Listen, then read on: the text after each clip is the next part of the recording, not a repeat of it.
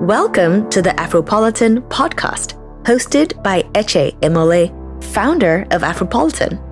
On the show, we chat with Afropolitans whose footprints form the foundation of systems dedicated to building the future of a bold and progressive Black community.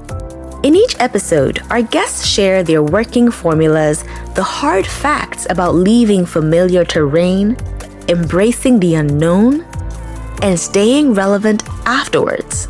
Listen as we extract the blueprints of fearlessness, innovation, and progress. Hey Afropolitans, in today's episode, we chat with Lyona Carter, an expert in clinical data management. Lyona talks about her journey into clinical data management, some of her influences, and the barriers she faces being a woman in the biotech industry. We hope you enjoyed this episode.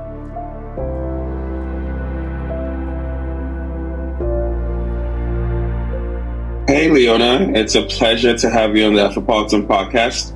Welcome. How are you doing? How are you feeling? I am doing well. It's great to see you, and thank you for having me. Thank you. Thank you so much. I think I've been looking forward to having this conversation ever since we ran into each other at Consensus in Austin. What was that conference like for you? It was busy. It was exhilarating. It was nice. Yeah. I got to meet great people such as yourself. Shika, I had a blast, and it led me over to NFT NYC. So it was tremendous. It was busy, but I don't mind. I don't mind busy. Definitely. So let's talk about your journey into clinical data management. You're an expert in that field. Could you walk us through what that entails from a top-down level? From a top-down level, what it entails essentially is we're the stewards of data for clinical trials. So on the biotech side or I started in the pharmaceutical side. And what that means with someone with this lens and skill set is that we are the stewards of data. So we're the people that make sure that the data is not discrepant, meaning there are not inconsistencies. We make sure the missing values are truly missing and the unknowns are truly unknowns, and things that just don't make sense from a clinical perspective get queried and tracked down and verified. I'm actually 4 roles in one, where I can lead the trial as an executive director of the data side, meaning managing in the build out and the budgets of teams. But I also do the work of a statistical programmer, a clinical programmer, and a data manager. So when I'm hired, I'm usually doing 4 roles, and I startups because I can wear 4 hats. I assist startups with their building out their clinical data management groups. So from a very high level, I call us the police. We're the police of the data. We put the audit trails in. We make sure you're not doing something nefarious with it, and we put the controls, and we make sure people are trained before they touch it, and we revoke access, that type of thing, as we need to as the trial goes on. So yeah. I remember when we first spoke, we talked about how the DNA from an African American in the past had been utilized multiple times. I don't know. Do you remember that history? Can we Yes. talk through that history for a bit? Right. So I built out a place in a metaverse. It's actually a centralized one. It's on chain. And I built a lecture hall in honor of Henrietta Lacks. Henrietta Lacks was a woman. She was born in 1920, I believe. And she passed in 1951 at the age of 31. Her DNA cells were used essentially the same year that she passed away. And Henrietta Lacks cells are in hundreds, if not hundreds of thousands plus studies. I want to say more than that, because she's responsible for over 11,000 patents, or her cells have been used within 11,000 patents. I pulled that statistic probably 2 years ago, so I'm sure there's more. If you were to do a search on Google Scholar, you type in HeLa, HeLa, short for Henrietta Lacks, and you'll see her contributions to present-day clinical trial research. Her cells have been sent to the moon. Her cells have helped with the polio vaccine, with the COVID treatment. We would not have biotech itself, like my whole field. You wouldn't have a Genentech. You wouldn't have cancer therapies, because you wouldn't have biotech without Henrietta Lacks' cells. Her cells regenerate about every 24 hours, and that's been happening since she passed, since they sampled the cells. She passed a little bit after they sampled the cells. And she received treatment from Johns Hopkins University in Baltimore, as it was the only medical facility that would treat people with our skin. So I just love her. I see data all day, every day, DNA. And so I always think about her contribution to my field. I wouldn't even have a discipline. My husband's in biotech. He wouldn't have a discipline without this woman. So, yeah. So I know we had talked about how her cells have been used, multiple patents, but none of the breakthroughs that came from her patents led to compensation to her family, right? And we had talked about how that also plays out in a lot of other clinical trials. With blockchain technology, we can now create a system in which families or even patients themselves who volunteer for these trials can now be rewarded as many times as their cells are used across multiple trials. Correct. So one of the things that I'd like to do is to create a framework to make compensation happen, should folks want to be compensated. A lot of pushback that I get, as I should, is why would we put our DNA on chain? And I'm not necessarily saying put DNA on chain so that anyone can see your private information, because as we know, when it's on chain, it's quite transparent as to what's there. But I would like to create a framework and a mechanism, a pathway for those who wish to benefit from the use of their DNA to be able to do so. And not just their DNA, any vitals, any metrics, anything. So, for example, if I want to participate in a COVID trial because I recently had COVID, I should be able to be compensated for my participation in a clinical trial, should I want to do so. So I'm basically working on a framework. It's still in the design phase, but I also have to consider transparency on the side of the end user, which is basically the individual, but also the protection. My job is about protecting data, and whether or not it's on chain, I'd still like to be able to create a mechanism to protect that data and to make sure, the big companies cannot just swoop in and just take it all over again. That would defeat the purpose of my vision. What would you say got you into blockchain technology and Web3? The fact that I can understand it. So as a data person, the person that builds and the architect and data management, when I see Merkle tree, that makes sense to me. When I see hash, 250 hash 22, it makes sense to me. It's when I see consensus mechanism, that makes sense to me. So the fact that my brain follows it as if it's water, I can't escape it, right? And ownership. So I'm attracted to the idea and the concept, the tenet that you can own, the ownership, the ability to show who contributed what and when, should you put it on chain, right? So I, as a person who manages audit trails, it's very similar to what I do in a centralized world. And I love it because it allows for people to track what was. So if I did something X months ago, someone coming to do it 2 years after me would not be able to, make the claim that they created. I could actually have placed it on chain. So I like the fact that it's a consensus mechanism. It's decentralized. The main attraction for me is ownership. And the fact that I can speak it. I love it. I can't escape it. Even if I tried, I can't get away from it. I love how alive you come when you talk about this. And I would like to ask, what was the educational background like? What were your influences coming up as a kid? Biotech is such a science-heavy subject, right? And not too many people who look like us venture into those fields. So who were your influences and how did it feel? I'm sure sometimes you were probably the only Black person in your classes, right? How did that feel coming through that whole process?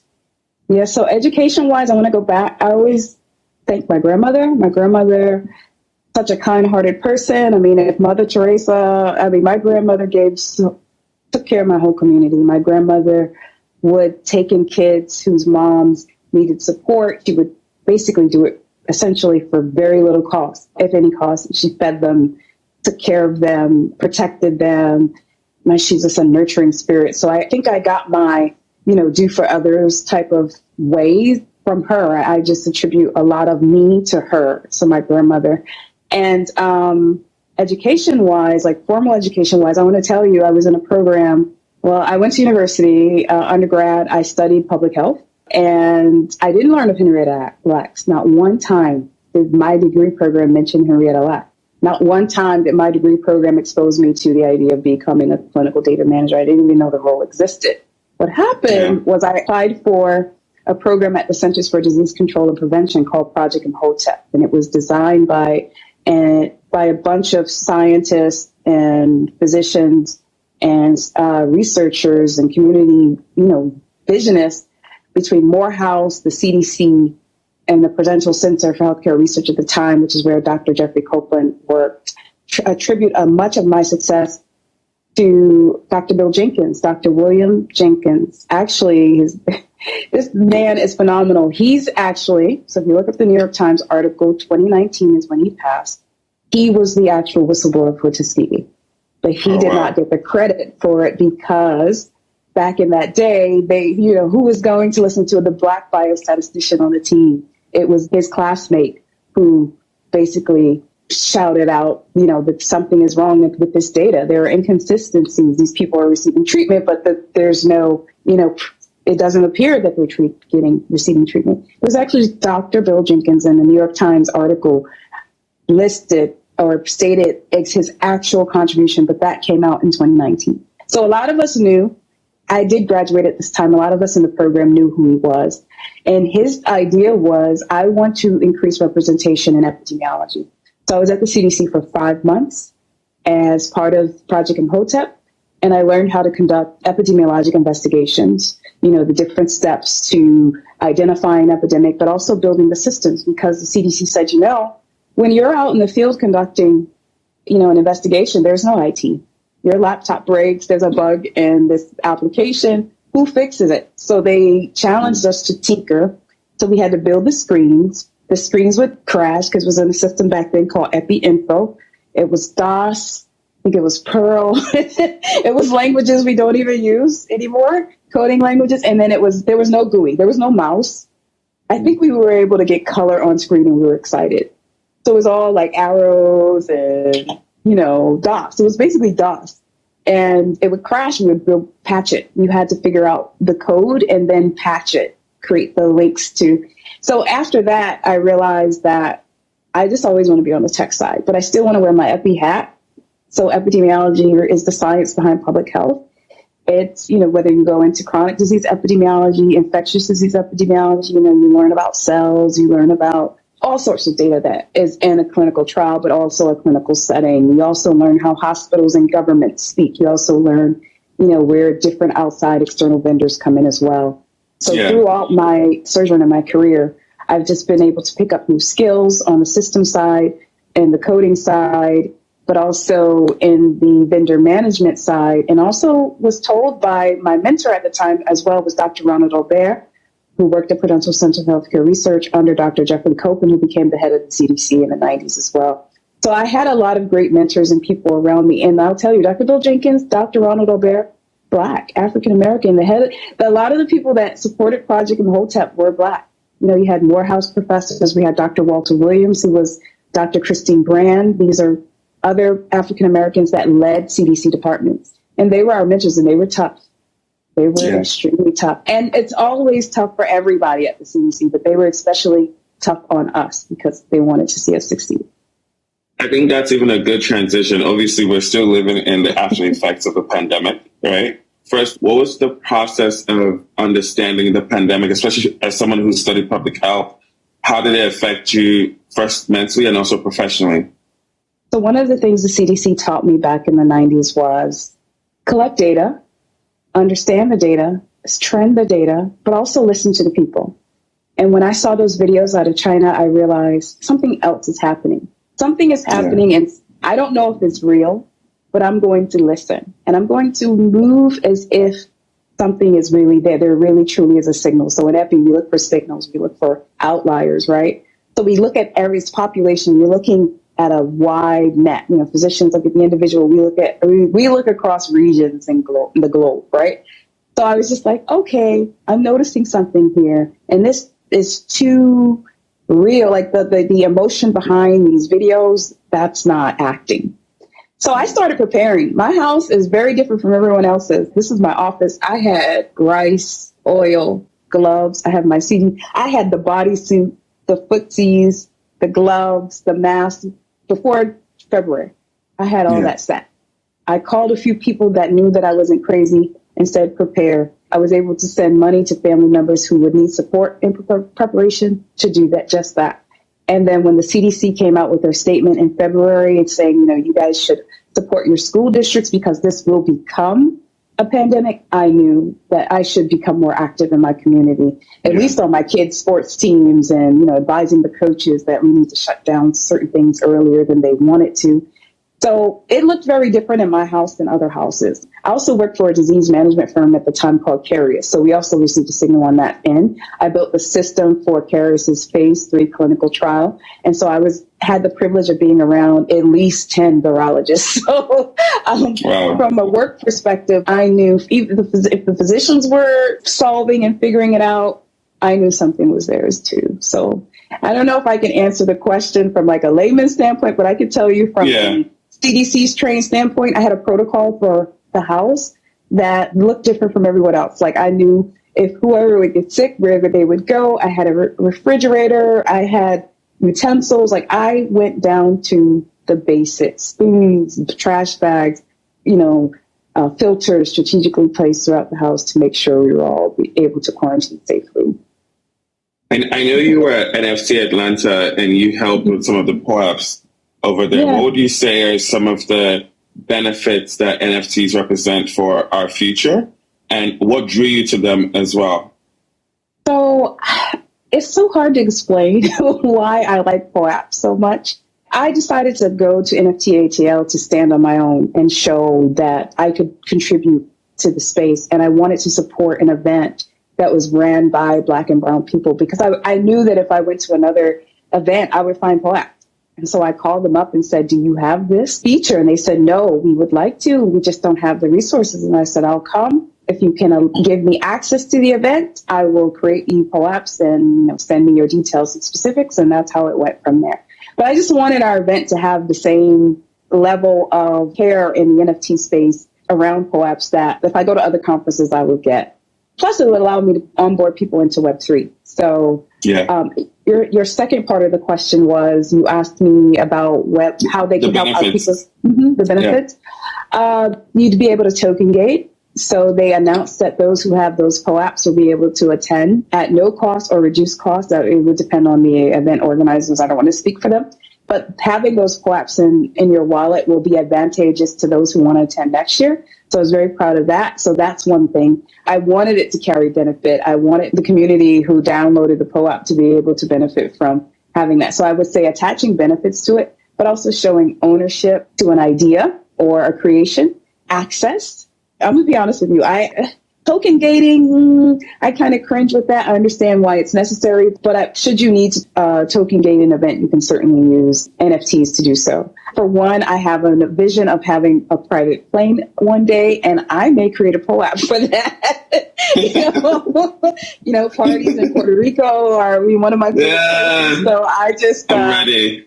I'm ready for that. I am ready for that. We definitely, you missed out on our rooftop party in Oakland. It was such a vibe. And I think for us, it's like that unbridled joy we feel as Black people. Sometimes we want to put that on chain, right? Like, it's like we want to bring that into Web3 in a real and authentic way. So I wanted to ask, right, what childhood memory taught you the hardest lesson? I mean, there's so many. I had a very, an interesting childhood. I moved 18 times in 17 years. So my grandmother was the glue, but my basic home environment wasn't the best. It wasn't terrible. There were some great aspects of it. And I think my grandmother, just having someone always looking for me and looking to take care of me and looking to shelter me, looking to protect me, just always, I think she's like the summation, if I could, her example for me. I think my grandmother's example for me of how you care for your loved ones. She taught us all to look out for each other. My cousins and I grew up. Because I lived in so many places, at times I lived with cousins, and then we would move around as if we were brothers and sisters, and we always took care of each other. So even though we were children, just the focus on family and love, like love costs nothing, sharing costs nothing. I share so much, people get sick of it, but I can't help it because everyone that I sat next to just put food on my plate, no matter who they were. So I think and that's not a hard lesson. I guess the stress behind it, the trauma behind it was the hard lesson, but the example of goodness, of love, sharing, giving, and caring, that's all the way, I think, one of the biggest lessons from my childhood. I love that. And what would you then say were some of the barriers, especially of being a woman in the ecosystem, and how did you overcome some of them as well? I'm still working through it. But I'll tell you, I'm always surprised how an investor will look at me and they will go, I wish I could support a Black woman in Web3. Or they go, we don't see them. Oh, there's Black people in the metaverse? Are you kidding? And it's like, I don't know if you can see my headset. It's so stressful. You could build something, you can invite the world in. I built my lecture hall. I invited a professor from Johns Hopkins, a bioethicist from Johns Hopkins. I invited someone from UPMC, which is University of Pittsburgh Medical Center, who's looking to also do work on chain and around like biotech. And you could be the most like brilliant something or five, right? And the world will still go, I wish I could find that person. It is so frustrating to me when I'm in NFT NYC and I'm sitting with people like Mosa and Jasmine Brunson. She's a coder. She's phenomenal. And we're all Black and we're all sitting there at the table just doing our work. And we're like, have you been able to talk to this? But they're looking for someone just like me. And I'm sitting right there. It is the most frustrating thing. So have I worked through that barrier? No. I'm still working through it. I'm actually going to be more proactive starting this week. So what you guys don't know is I've been ill since NFT NYC. I've been in the hospital twice. So I missed the party in Oakland. I was actually down with COVID from NFT NYC. Wow. I'm so sorry. Hospitalized twice. And I go back in on Thursday for follow-up surgery. So literally last week was the first week that I could work. And this week is the second week that I'm able to work before Thursday. So I'm excited, but I'm ready to go. I'm going to move so much work between now and Wednesday. But seriously, I want to touch base with all my contacts and connections that I met through all these conferences, show them my interest, and I'm just ready to move, push, and produce. So I think the main lesson is when the world doesn't see you, you just still sit and move your work. You still do what you need to do, regardless whether you're visible or you're funded. I've ran my own startup or a small company supporting startup biotech companies, my own consulting firm since 2018. And I've yet to receive funding. So I've bootstrapped ever since. And I will continue to do that until that changes. Lyona, if those investors don't see you, we see you. And we should talk offline because I think there are a couple of good folks we could definitely introduce you to as well. Thank you. Everyone gets to deal with failure at some point, right? What would you say was your first encounter with failure, and how did you deal with it, and what did the experience teach you? Normally I negotiate, right? So before the failure happens, I negotiate. Do I need more time? Do I need more resources? I'm good at speaking up. So data people, we're transparent because our job requires us to be so on the biotech side. And so you learn to speak up early. A lot of times, I just negotiate, can I have more time? So I would say for me, the lesson has always been be communicative.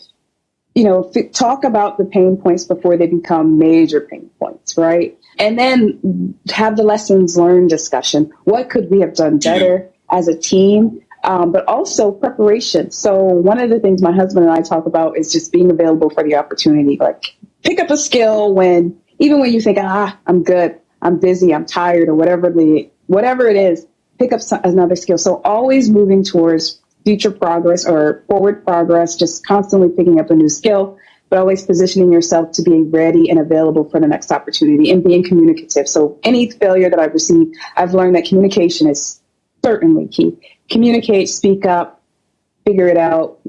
Team. I'm a lover of teams. I've always ran track since I was a kid in New York City, Colgate Women's Games. I started running that at 10 with my friends in the community. We take ourselves to meets, and then I ran throughout college and after college.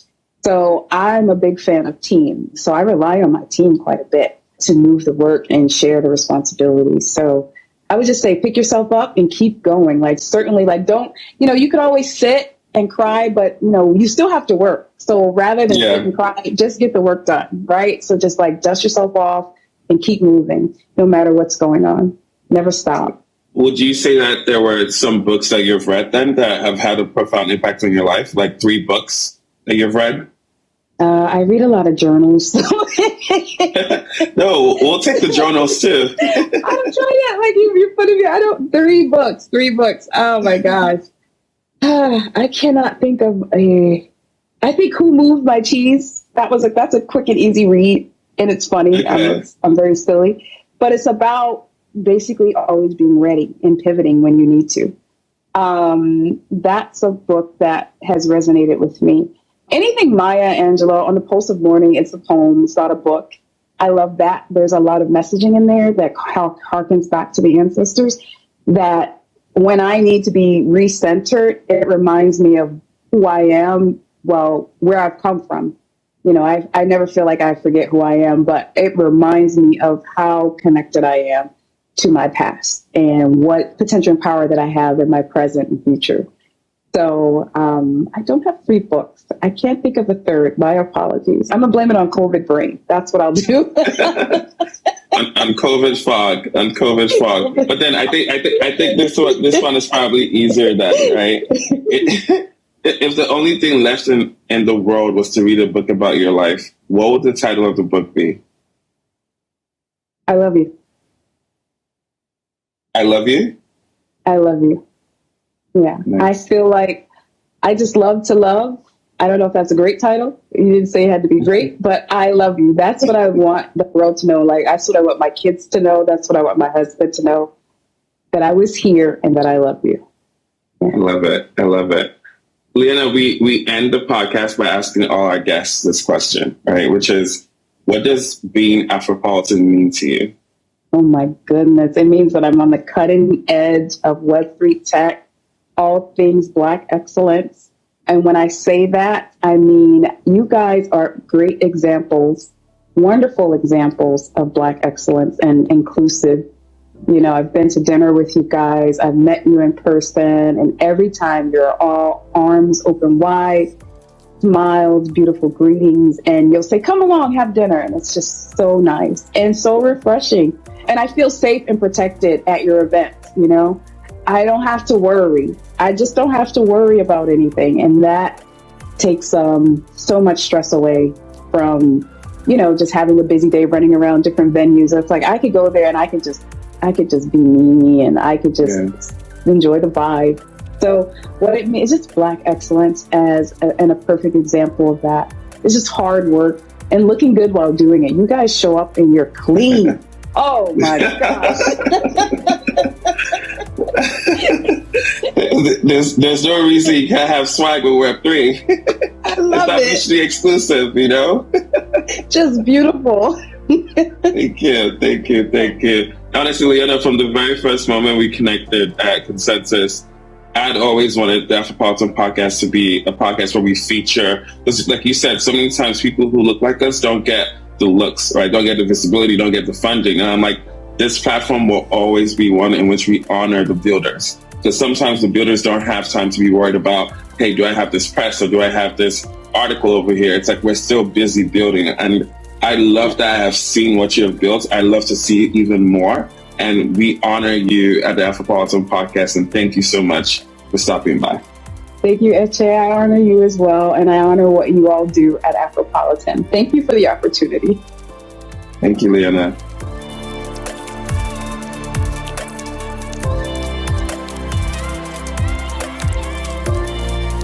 Thank you for listening to the Afropolitan Podcast.